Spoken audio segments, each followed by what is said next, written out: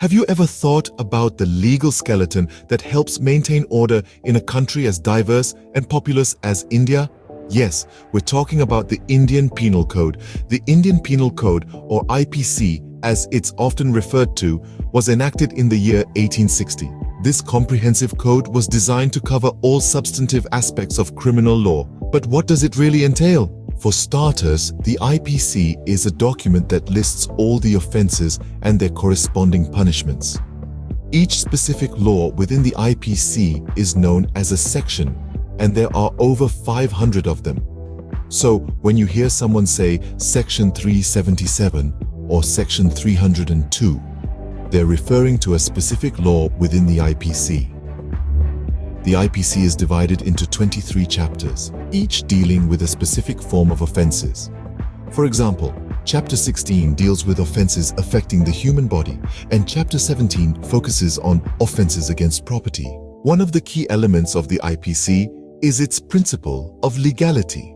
This means that no act is a crime unless it is followed by a punishment in this code. It's a protection against arbitrary and ex post facto laws. Another important characteristic of the IPC is that it operates on the principle of mens rea, or guilty mind. This means that the intention behind the crime is just as important as the act itself. The IPC also clearly defines the difference between a cognizable and non-cognizable offense. A cognizable offense is one where a police officer has the authority to make an arrest without a warrant. Non-cognizable offenses, on the other hand, are less serious crimes where a warrant is necessary for arrest. Now that we've covered the basics of the Indian Penal Code, it's important to remember that laws are not static. They evolve with the society they govern. The IPC is no different. Over the years, it has seen amendments to adapt to the changing times. In summary, the Indian Penal Code is a comprehensive legal document that outlines all the offenses and their respective punishments in India.